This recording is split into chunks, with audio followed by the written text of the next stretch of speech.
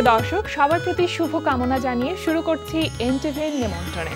আপনাদের সঙ্গে আছি আমি নুজহাত সাওম। দর্শক, এনটিভির নিমন্ত্রণে অনুষ্ঠানটি শনি থেকে বৃহস্পতি প্রতিদিন সকাল ৯:৩০ এনটিভির পর্দায় দেখতে পাবেন।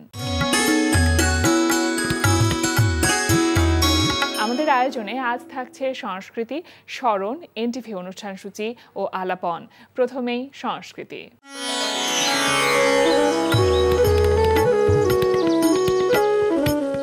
নাট্যদল থিয়েটার আর্ট ইউনিটের ৩৪তম বর্ষে পদার্পণ উপলক্ষে বাংলাদেশ শিল্পকলা একাডেমির এক্সপেরিমেন্টাল থিয়েটার হলে আজ সন্ধ্যা ৭টায় মঞ্চায়িত হবে নাটক আমিনা সুন্দরী। নাটকটির রচনায় এস.এম. সোলাইমান, নির্দেশনায় রোকেয়া রফিক বেবি। এই আয়োজনে আগামীকাল সন্ধ্যা ৭টায় মঞ্চায়িত হবে নাটক বলয়। নাটকটির রচনা ও নির্দেশনায় মোকাদ্দেম মোর্শেদ। ধানমন্ডির ভূমি আর্ট গ্যালারিতে অনুষ্ঠিত হচ্ছে ১২ জন শিল্পীর দলীয় চিত্রকলা প্রদর্শনী ড্রিম ওয়েভার। প্রদর্শনী চলবে ২৮ অক্টোবর পর্যন্ত। ধানমন্ডির বেঙ্গল শিল্পালয়ে অনুষ্ঠিত হচ্ছে শিল্পী ইয়াসমিন জাহান নূপুরের একক চিত্রকলা প্রদর্শনী আনরিভেইলিং সাইলেন্স। প্রদর্শনী চলবে ২২ নভেম্বর পর্যন্ত। এবার স্মরণ।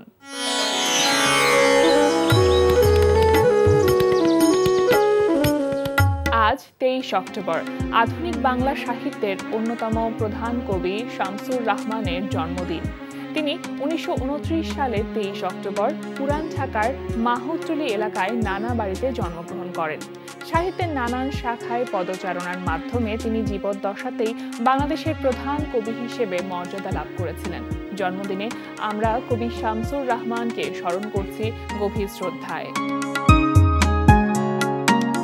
এবার এনটিভি অনুষ্ঠান সূচি। এবার জানিয়ে দিচ্ছি এনটিভির আজ রাতের বিশেষ বিশেষ অনুষ্ঠানগুলির সময়সূচি। সন্ধ্যা ৬টা ১৫ থাকছে সমসাময়িক বিষয় নিয়ে অনুষ্ঠান সংলাপ প্রতিদিন।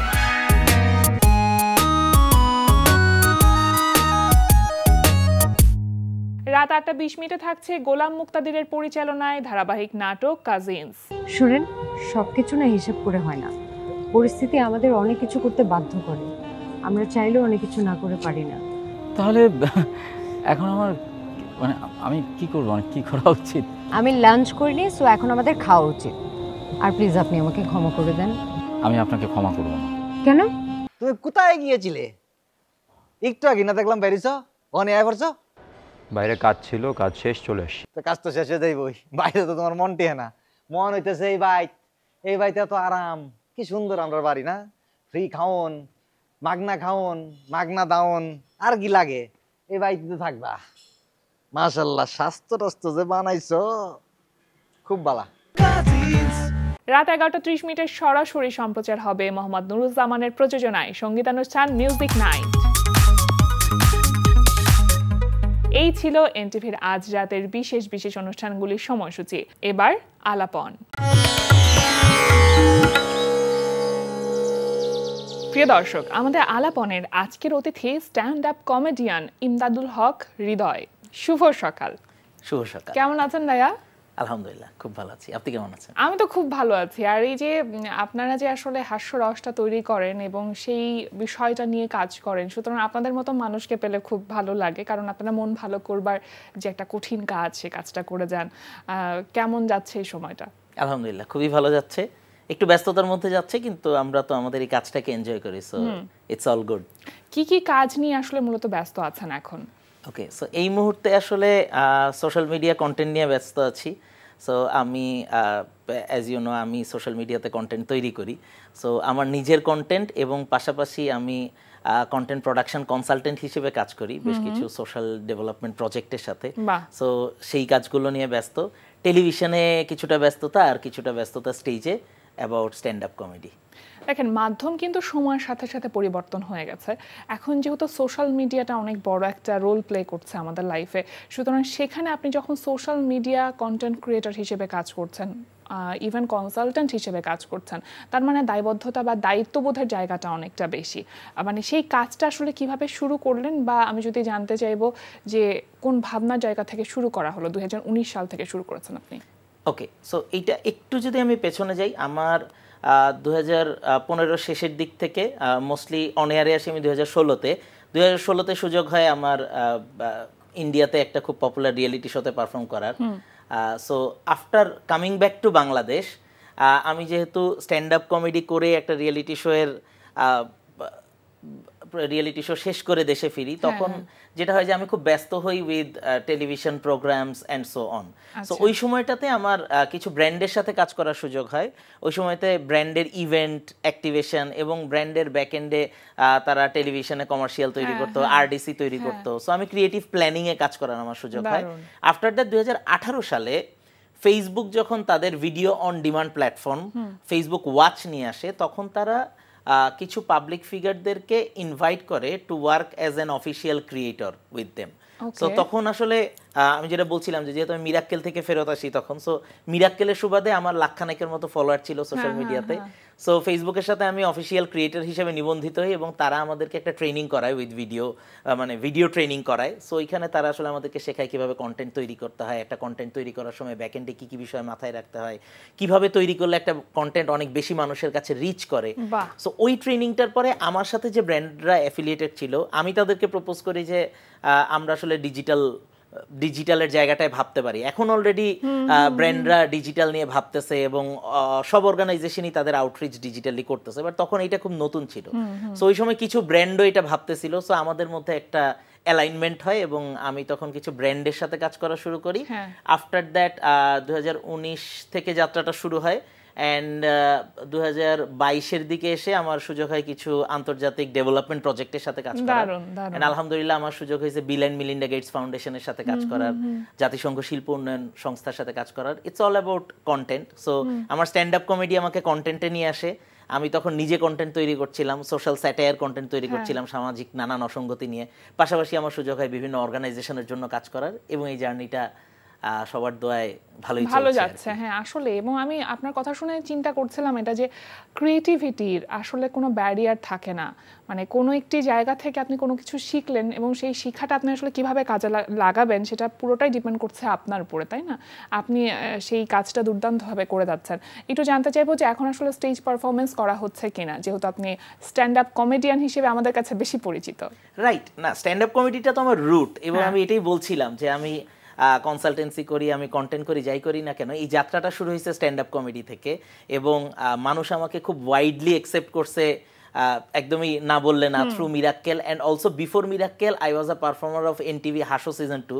আজকে এনটিভির স্টুডিওতে এসে এটা বলতে খুব ভালো লাগছে যে মিরাক্কেল এবং হাসোর মাধ্যমে মানুষের সাথে আমার পরিচিত হয় এবং এখনো যে কোনো জায়গায় দেখা হইলে এই নামগুলো আসে এবং স্ট্যান্ড আপ কমেডির কথা আসে। সো স্টেজ শো কখনোই আসলে বন্ধ করিনি এবং আমি জাস্ট এই যে 2-3 দিন আগেও আমি একটা একই দিনে আমি 3টা ইভেন্ট অ্যাটেন্ড করলাম। সো হ্যাঁ, স্ট্যান্ড আপ কমেডি নিয়ে ব্যস্ততা চলছে এবং রেগুলারই আমরা শো করতেছি। খুবই আনন্দের বিষয় হচ্ছে আমরা অনেক বছর ধরে স্ট্যান্ড আপ কমেডি করছি, এনটিভি হাসর যাত্রা অনেক দিন ধরে, এবং আমার সাথে যারা কানেক্টেড এই অনুষ্ঠানে অনেকে গেস্ট হিসেবে আসছেন। সো আপনারা দেখছেন যে স্ট্যান্ড আপ কমেডি অনেক দিন ধরে চলছে এবং এই আমাদের এই মুভমেন্টটা চলতেছে অনেক দিন ধরে। এখন মানুষ স্ট্যান্ড আপ কমেডিকে বেশ ভালোভাবে অ্যাকসেপ্ট করতেছে, ওই গ্রহণযোগ্যতাটা তৈরি হয়েছে এখন মানুষের মধ্যে, স্টেজ ইভেন্টের পরিমাণ অনেক বাড়ছে এবং স্ট্যান্ড আপ কমেডির প্রতি মানুষের আগ্রহ বাড়ছে। সো এখন আরো ব্যস্ততা আমাদের বেড়ে যাচ্ছে। রেমুনারেশনটা কি বেড়েছে? রাইট, বেড়েছে, অস্বীকার করার কোনো সুযোগ নাই। আচ্ছা, এই যে বলছেন যে হাসো সিজন 2 থেকে যাত্রাটা শুরু হলো, তারপর মিরাক্কেল, তারপর একটা ফেস ভ্যালু তৈরি হলো এবং এখন দুর্দান্তভাবে কাজ করছেন। যখন শুরু করেছিলেন তখন আসলে কি ধরনের জোকস বলা হতো এবং এখন আসলে কি ধরনের জোকস বলেন, একটু কি পার্থক্য খুঁজে পান কিনা? পার্থক্য বলতে সময়ের সাথে সাথে কিছুটা পার্থক্য হয়েছে। আমি যখন শুরু করি আমার পারফরমেন্সের প্যাটার্নটা একটু ছিল, আমি একটু রিয়েল লাইফ কমেডি করতাম, মানে আমাদের রিয়েল লাইফে কি কি ঘটে। সো আমি যখন হাসোতে পারফর্ম করি, অলসো আমি যখন মিরাক্কেলে পারফর্ম করি, ব্যাকএন্ডে আমাদের তো একটা গ্রুমিং টিম থাকে। আপনি জানেন যে আমাদের ক্রিয়েটিভ টিম আসলে আলটিমেট কন্টেন্টটা ক্রিয়েটিভ টিম দেখে বেছে ঠিক করে দেয় আর কি, যে আচ্ছা এই জোক আছে, এর মধ্যে কোনটা কোনটা আমি বলতেছি, কোনটা কোনটা আমি স্টেজে দাঁড়ায় বলবো। সো আমার পারফরমেন্সের প্যাটার্নটা ছিল আমি একটু রিয়েল লাইফ থিংস নিয়ে কথাবার্তা বলি, বাসায় বাবা মা কি করে, ইউনিভার্সিটি ক্যাম্পাসে কি হয়, কর্পোরেট লাইফে কি হয়, এটাও একটু রিয়েল লাইফের সাথে কানেক্ট করে বলার চেষ্টা করি। এখনো সেটাই করছি, বাট যেটা অ্যাড হয়েছে সেটা হচ্ছে যে আমি যেটা বলতেছিলাম যে সোশ্যাল মিডিয়া কন্টেন্টে আসার পর সোশ্যাল স্যাটায়ার নিয়ে কাজ করার সুযোগ হয়েছে এবং সোশ্যাল মেসেজ নিয়ে কাজ করার সুযোগ হয়েছে। সো এখন আমার কন্টেন্টে আরেকটু বেশি সামাজিক অসঙ্গতিকে কাটায় ওঠা এবং সামাজিক জায়গা থেকে একটু এগিয়ে যাওয়ার কিছু মেসেজ অ্যাড করার আমরা চেষ্টা করি। এবং আমি আমার টিমকে নিয়ে এই কথাটা প্রায়ই বলার চেষ্টা করি যে we believe that we don't do only comedy, comedy আমাদের হাতিয়ার সমাজকে পজিটিভ চেঞ্জের পথে নিয়ে যায়। মানে সামাজিক দায়বদ্ধতার জায়গা থেকে যে দৃষ্টিভঙ্গি বদলানো দরকার বা অসঙ্গতি নিয়ে কাজ করবার দরকার সেই জায়গাতে আপনি কাজ করছেন। কোন একটি জোকস, হ্যাঁ কোন একটি জোকস শুনবো এখন? হ্যাঁ এভাবে হঠাৎ করে বলে যদিও জোকস বলাটা বেশ কঠিন। না ইটস ওকে, আমরা তো এই জায়গাতে প্রায় এটা আমাদেরকে ফেস করতে হয়। সো আমি বলছিলাম যে আমি ইন্ডিয়াতে মিরাক্কেলে ছিলাম। সো মিরাক্কেল থেকে ঠিক ফেরার পর এটা খুব হইতো যে রাস্তাঘাটে কারোর সাথে দেখা সাক্ষাৎ হইলে সবাই আমাদের সাথে ছবি তুলতে চাইতো। ব্যাপারটা আমাদের খুব সুইট লাগতো, খুব ভালো লাগতো। তো একদিন আমি রাস্তায় দাঁড়ায় আছি, তো আমি দেখতে পাচ্ছি ঠিক অপোজিট থেকে একজন এক দৃষ্টিতে আমার দিকে তাকায় আছে। সো আমি বুঝতে পারছি সে আসবে, ছবি তুলবে, কিন্তু সে আসে না। অনেকক্ষণ ওয়েট করলাম, সে আসে না। পরে আমি চিন্তা করলাম তার সাথে তো আমার ভাব ধরার দরকার নেই, আমি নিজে যাই তার সাথে ছবি তুলবো। আমি পকেট থেকে মোবাইলটা বাইর করে তার সামনে গিয়ে দাঁড়াইছি, সে একটা ছুরি বাইর করার কাছে আছে বাইর কর। এটা কি রিয়েল লাইফ এক্সপেরিয়েন্স হচ্ছিল? না, সামাজিক অসঙ্গতি তুলে ধরার চেষ্টা। আচ্ছা, কোনো এই যে আপনারা যখন স্টেজ পারফরমেন্স করেন তার আগে তো একটা সেট রেডি করতে হয়, সেটা যে কোনো বিষয়ে হতে পারে। এই সেটটা আপনি কিভাবে রেডি করেন বা একটি সেটে কতগুলো জোকস থাকে, কতক্ষণ বলবেন, এই প্রিপারেশনটা বা প্ল্যানিংটা কিভাবে করেন? এটা মোস্টলি ডিপেন্ড করে আমি আসলে কতক্ষণের জন্য স্টেজে উঠতেছি। কখনো আমরা একটু লম্বা সময়ের জন্য স্টেজে উঠি, কখনো আমরা জানি যে আমরা যখন টেলিভিশনে পারফর্ম করি আমি জানি যে আমি হয়তো 5 থেকে 7 মিনিট পারফর্ম করতে পারবো, তখন একটু ছোট করে করার চেষ্টা করি। বাট কয়েকটা জিনিস একটু ঠিক রাখার চেষ্টা করি। এইটা আমরা যে কোনো বক্তব্যের ক্ষেত্রে এইটা ফলো করি। ধরেন আপনি পাবলিক স্পিকিং করেন, আপনি স্টেজে দাঁড়ায় কোনো একটা পারফর্মিং আর্টের কোনো একটা ফর্মে পারফর্ম করেন, অথবা আমরা সোশ্যাল মিডিয়া কন্টেন্টকে এখন একটা টাইপ অফ পারফরমেন্স হিসেবে ধরি। আমরা আমাদের পারফরমেন্সকে 3টা ভাগে ভাগ করি। প্রথমে we tell it like the attraction part, এটাকে আমরা হুক পার্ট বলি। মাঝখানের পার্টটাকে আমরা main body of the content বলি, যেটা হচ্ছে যে আমাদের হুক পার্টকে কমপ্লিমেন্ট করে, অ্যান্ড লাস্টে আমরা কল টু অ্যাকশন বলি।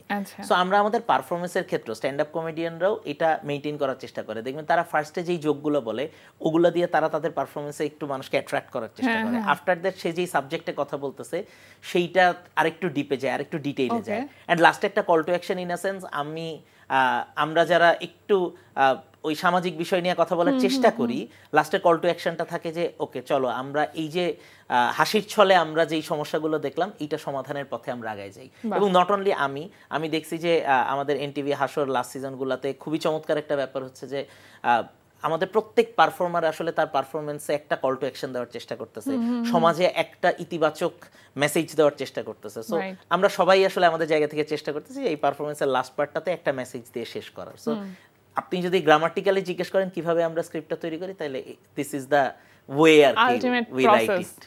আচ্ছা, এবং অডিয়েন্সের একটা বড় ফ্যাক্ট যে কোন অডিয়েন্সের জন্য আপনি স্ক্রিপ্টটা রেডি করছেন, কি ধরনের অডিয়েন্সের জন্য।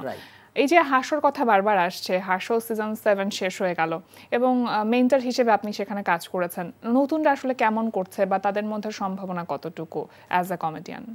আমাদের স্ট্যান্ড আপ কমেডি এই আর্ট ফর্মটার সাথে বাংলাদেশের মানুষের অ্যাফিলিয়েশন এখন খুব চমৎকার একটা জায়গায় আছে, এবং এটাকে আমি বলবো যে খুবই সম্ভাবনাময় একটা জায়গায় আছে। আমরা যখন শুরু করি স্ট্যান্ড আপ কমেডি, ইভেন আমি যখন এটা বলতে কোনো দ্বিধা নাই, আমি মিরাক্কেল থেকে আসার পরে স্টেজে উঠলে অনেক সময় হোস্টরা বলতো উইথ ডিউ রেসপেক্ট যে এখন মিরাক্কেল করতে মঞ্চে আসবেন হৃদয়, স্ট্যান্ড আপ কমেডি করতে আসবে বলা হইতো না, বিকজ এই টার্মটা মানুষের কাছে পরিচিত ছিল না। বাট আজকের এই দিনটা এসে মানুষজন স্ট্যান্ড আপ কমেডিকে চিনে এবং মানুষজন স্ট্যান্ড আপ কমেডিকে ভালোবাসে। আমাদের খুব ভালো লাগে, আমরা যখন দেখি যে কর্পোরেট শো থেকে শুরু করে মানুষজন ইভেন টিকিট কেটে শো দেখতে আসতেছে, স্ট্যান্ড আপ কমেডি শো, এবং হাউসফুল শো হচ্ছে। সো সেই জায়গা থেকে আমি বলবো যে নতুনরা খুবই ভালো করতেছে। নতুনরা ভালো না করলে তো আসলে এই নতুন সময়ে এসে সবাই অ্যাকসেপ্ট করতো না। সো আমরা তাদের দ্বারা অনুপ্রাণিত হচ্ছি এবং আমরা হাত ধরে সামনের দিকে আগায় যাচ্ছি। এই যে অ্যাজ এ কমেডিয়ান কাজ করছেন, আবার উপস্থাপক হিসেবেও কাজ করছেন, তো কেমন লাগে যখন কানে টকব্যাক থাকে না, একটু কি রিল্যাক্স লাগে কিনা? এইটার দুইটা দিক আছে, যে কোনো কিছুর যেমন ভালো দিক মন্দ দিক দুইটাই আছে। আপনি আমি জানি না আপনি doctor Jekyll and mister Hyde পড়ছেন কিনা, বা অডিয়েন্সরা অনেকে পড়ছে নিশ্চয়ই, যে একটা মানুষের আসলে দুইটা সত্তা কাজ করে। সো অনেকগুলা জায়গায় আমরা এটা দেখছি। সো এই টকব্যাকেরও দুইটা সত্তা আছে, একটা ভালো সত্তা, একটা খারাপ সত্তা। ভালো সত্তাটা হচ্ছে ভাইবটা পাওয়া যায়, বোঝা যায় যে আসলে কি চলতেছে। অ্যাটলিস্ট পিসিআর থেকে এতগুলা মানুষজন, মানে অডিয়েন্সের বোঝার সুবিধার্থে বলতেছি যে আমাদের ডিরেক্টোরিয়াল টিমের লোকজন পিসিআর এ থাকে এবং টকব্যাকে তাদের কথাবার্তা শোনা যায়। সো বোঝা যায় যে আচ্ছা ঠিকঠাক যাচ্ছে নাকি খারাপ যাচ্ছে। যে ঠিকঠাক না গেলে তারা বলে দেয় যে এটা করো, আমি তো এখন কোনো কানেকশন পাচ্ছি না। আর খারাপ দিক হচ্ছে মাঝে মাঝে একটু ডিস্ট্রাকশন হয়। এবং মজার ব্যাপার হচ্ছে আমি আমাদের স্ট্যান্ড আপ কমেডিয়ান কলিগদেরকে অনেককে দেখছি যে আমরা যখন একসাথে কাজ করতে দিয়েছি, অনেকে হোস্ট করতে গেলে এমন হয় যে অনেক কথাবার্তা চলতেছে, একটা পর্যায়ে সে টকব্যাক খুইলা রাইখা নিজের মতো বলা শুরু করছে। সবকিছুই ভালো আছে, খারাপ আছে, দুটোই আছে। এবং অনুষ্ঠান পরিকল্পনা এই কাজটিও আপনি করে থাকেন, মানে গ্রন্থনার কাজটিও করে থাকেন। কোন একটি অনুষ্ঠান গ্রন্থনা করবেন, এই যে প্ল্যানিং প্রিপারেশন, এই ব্যাপারটা কিভাবে আসে আপনার মধ্যে, মানে প্ল্যানিংটা কিভাবে করেন? হ্যাঁ, আমি যেহেতু অনেক দিন ধরে আমার সুযোগ হয়েছে নন ফিকশনের সাথে যুক্ত থাকার, সো সেই জায়গা থেকে আমরা জানি যে একটা অনুষ্ঠান কি উদ্দেশ্যে তৈরি হচ্ছে, কোন অডিয়েন্সের জন্য তৈরি হচ্ছে, এই অনুষ্ঠানের বডিতে আসলে কি কি আছে। সো আমরা পরিকল্পনা করার সময় আসলে চেষ্টা করি অডিয়েন্সের সাথে কানেক্ট করার। এবং আমরা স্বভাবতই একটা কথা প্রায়ই বলে থাকি, বা আমাদেরকে যারা গ্রুম করেছেন তারা বলেছেন যে এই ক্যামেরাটা আসলে শুধুমাত্র একটা লেন্স না, এটা লক্ষ লক্ষ মানুষের চোখ, এটা কখনো কখনো কোটি কোটি মানুষের চোখ। সো আমরা এটা বিশ্বাস করার চেষ্টা করি যে এই ক্যামেরার লেন্স দিয়ে কোটি কোটি মানুষের চোখ আমাদেরকে দেখবে। সো তারা আসলে কোন জায়গাটায় কানেক্ট করতে পারবে, এবং অনুষ্ঠানের বডি, অনুষ্ঠানের টার্গেট, অনুষ্ঠানের উদ্দেশ্য এবং অডিয়েন্সের ফিল বা অডিয়েন্সের পালসকে কানেক্ট করাটাই হচ্ছে মূল উদ্দেশ্য থাকে একটা অনুষ্ঠান। কি দারুণ করে কথা বলেন আপনি, আমার আপনার কথা শুনতে খুবই ভালো লাগছে। কমেডিয়ান দোয়া করবেন আমার জন্য। কমেডিয়ান হিসেবে আদর্শ হিসেবে কাউকে দেখেন কিনা? কারণ ইন্টারন্যাশনালি তো এখন অনেকে কাজ করছে এবং ওই প্ল্যাটফর্মগুলো কিন্তু আমাদের কাছে উন্মুক্ত। আমরা এখন অনেকের পডকাস্ট যেমন দেখতে পারি, ঠিক একই রকমভাবে কমেডি শোগুলো দেখতে পারি। তো সেই জায়গা থেকে আসলে আপনার কোনো ইন্সপিরেশন আছে কিনা? ইন্টারন্যাশনালি আমার বেশ কিছু স্ট্যান্ড আপ কমেডিয়ানকে ভালো লাগে এবং তাদের পারফরমেন্স, তাদের কাজ আমাকে অনুপ্রাণিত করে। আমি জাকির খানের নাম বলবো, I will tell about Max Amini. Kapil শর্মার কাজ আমার ভালো লাগে, সবচেয়ে ভালো লাগে। মানে ম্যাক্স আমিনি একটা ফরম্যাটে কমেডি করে, জাকির খান একটা ফরম্যাটে কমেডি করে। জাকির খানের অবজারভেশন পাওয়ারটা আমার খুব ভালো লাগে, সে খুব সূক্ষ্মভাবে অবজার্ভ করতে পারে এবং অনেক ডিটেইলে আমাদেরকে আসলে ভিজুয়ালাইজ করাইতে পারে। অ্যালং উইথ দ্যাট কপিল শর্মাকে আসলে ভালো লাগে ম্যাস পিপলের সাথে কানেকশনের জায়গায়। আমাদের দেখবেন যে বাংলাদেশেও তার প্রচুর ফ্যান আছে এবং তারা সবাই তার মাধ্যমে হিউজ কানেক্ট করতে পারতেছে টু লাফটার অ্যান্ড কমেডি। এই তো আরো অনেকের পারফরমেন্স দেখি আসলে, Anubhav Singh Bassi from India, Russell Peters. So সবাই যার যার জায়গা থেকে অনুপ্রেরণা দেয় আর কি আমাদেরকে। সেটাই, এবং সেই অনুপ্রেরণাগুলো নিয়ে নিজের স্টাইলটা আপনি ডেভেলপ করছেন। ছোটবেলায় কি হতে চেয়েছিলেন? ছোটবেলায় আসলে এখন যা করছি এরকমই কিছু হইতে চাইছিলাম, বাট একদম স্পেসিফিক্যালি স্ট্যান্ড আপ কমেডিয়ান হইতে চাইনি। বিকজ আমরা যখন ছোট ছিলাম তখন আমাদের কাছে আসলে এই আর্ট ফর্মটার নাম পরিচিত ছিল না। আমি আসলে চাইল্ড আর্টিস্ট ছিলাম, স্কুলে আমি ডিবেট করতাম। আমি স্কুলের প্রোগ্রামগুলোর একটা ছেলে থাকে বা একটা স্টুডেন্ট থাকে যে সব অনুষ্ঠানের উপস্থাপনা করে এবং খুব আগ্রহ নিজে গিয়ে করে। সো আমার সুযোগ হইতো এইটা করার। সো আমি আসলে এমন কিছু একটা হইতে চাইছিলাম যেটা হইলে আমার কথার একটা ইনফ্লুয়েন্স থাকবে এবং আমার কাজের একটা ইম্প্যাক্ট থাকবে। সো সময়ের সাথে সাথে আমার মনে হয় আলহামদুলিল্লাহ আজকে আমি যে কাজটা করতেছি, আমি আসলে হয়তো নিজের অজান্তেই এটাই হইতে চাইছিলাম। যখন আমার সুযোগ হয় স্ক্রিনে কথা বলার এবং আমার কথার, আমার কাজের একটা ইম্প্যাক্ট তৈরি করার। তার মানে এই যে ডিবেট কম্পিটিশনের কথা বলছিলেন, এই ডিবেটটা আপনাকে অনেকটা হেল্প করেছে না, এত সুন্দরভাবে, স্বচ্ছভাবে, পরিষ্কার বা পরিমিতভাবে কথা বলতে? অফকোর্স, ধরেন কি হয় যে কেউ গান করে সে তো বড় হয়ে আসলে প্রফেশনাল সিঙ্গার হইতে পারে, যারা অভিনয় করে তারা বড় হয়ে প্রফেশনাল অভিনেতা অভিনেত্রী হইতে পারে, বাট কখনো কেউ কিন্তু প্রফেশনালি ডিবেটার হয় নাই। সো আমি ডিবেটের মেন্টর ছিলাম কিছুদিন। সো একটা কোয়েশ্চেন আমাকে পাইতে হইতো বা আমরা আমাদের মধ্যে ডিসকাস করতাম যে ডিবেটাররা আসলে প্রফেশন হিসেবে তো এটাকে নিতে পারতেছে না। বাট আজকে এসে আমি বুঝি যে ডিবেট আসলে লজিক্যাল থিঙ্কিং শেখায়, ডিবেট কমিউনিকেশন স্কিল শেখায় এবং আমরা যাদেরকে ফলো করি এবং যাদের দ্বারা ইন্সপায়ার্ড হই তাদের ব্যাকগ্রাউন্ডে অনেককেই আমরা দেখি যে তারা একসময় ডিবেটার ছিল। সো এটা আমাকে মারাত্মক লেভেলের স্কিলে ইনফ্লুয়েন্স করছে বলে আমি এখন বুঝতে পারি আর কি। আপনাদের মধ্যে অনেকে আমরা দেখেছি যে অভিনয় নিয়ে কাজ করছে বা অভিনয় শিল্পী হিসেবে কাজ করছে, আপনার ক্ষেত্রে ব্যাপারটা কি ঘটতে পারে? ঘটার সম্ভাবনা খুব কম, বিকজ ওই যে আমি যখন মিরাক্কেল থেকে আসি আমার যেই কয়েকটা সেক্টরে কাজ করার সুযোগ এসেছিল বা অফার এসেছিল তার মধ্যে অভিনয় একটা সেক্টর ছিল, বাট আমি আসলে কখনো অভিনেতা হইতে চাইনি বা অভিনেতা হিসেবে নিজেকে কল্পনা করি নাই। আমার বরাবরই ইচ্ছা ছিল ক্রিয়েটিভ সেক্টরে কাজ করার। অভিনয়ও একটা ক্রিয়েটিভ সেক্টর, বাট আমার ক্রিয়েটিভ প্ল্যানিং এর জায়গায় কাজ করার ইচ্ছা ছিল এবং স্ক্রিনে আসলে নন ফিকশনে কাজ করার ইচ্ছা ছিল, এবং আলহামদুলিল্লাহ আমি এটা করে যাচ্ছি। সেই জায়গাগুলোতেই আপনি কাজ করছেন। খুব ভালো থাকুন হৃদয় ভাই, আজকে আমাদের আয়োজনে এসেছেন, সময় দিয়েছেন এবং এত চমৎকার করে আপনি কথা বললেন, কথা শুনতেই আসলে খুব ভালো লাগছিল। কিন্তু সময় তো শেষ, আয়োজন শেষ করতে হবে। আমি সবশেষে দুইটা কথা বলতে চাই, অবশ্যই আমি জানি না আমি সময় পাবো কিনা। Thank you so much for inviting me, এবং এনটিভি কে ধন্যবাদ। আর দর্শকদের উদ্দেশ্যে বলবো thank you for supporting us. আপনারা যেই সাপোর্টটা আমাদেরকে বরাবর করে যাচ্ছেন সেই সাপোর্টটাকে সাথে নিয়ে আমরা এগিয়ে যাচ্ছি। আমাদের ভুল ত্রুটি ক্ষমা করবেন এবং আমাদের জন্য দোয়া করবেন, এই সাপোর্ট দিয়ে আমাদের সাথে থাকবেন সবসময়। থ্যাংক ইউ, শুভকামনা। প্রিয় দর্শক, আমরা চলে এসেছি অনুষ্ঠানের শেষ প্রান্তে। অনুষ্ঠান সম্পর্কে আপনার মতামত জানাতে মেইল করুন ntvnimontrone@ntvbd.com। বিশ্বের যে কোনো প্রান্ত থেকে যে কোনো সময় এনটিভি নিমন্ত্রণে দেখতে ভিজিট করুন আমাদের পূর্ণাঙ্গ ওয়েব পোর্টাল www.ntvbd.com। এছাড়া এনটিভি সব জনপ্রিয় অনুষ্ঠান ও খবরের আপডেট পেতে ভিজিট করুন আমাদের ইউটিউব চ্যানেল ও ভেরিফাইড ফেসবুক পেজে। সবার মঙ্গল কামনায় আজকের মতো এখানেই শেষ করছি। সবাই ভালো থাকুন, সুস্থ থাকুন, সুন্দর হোক আপনার প্রতিটি মুহূর্ত।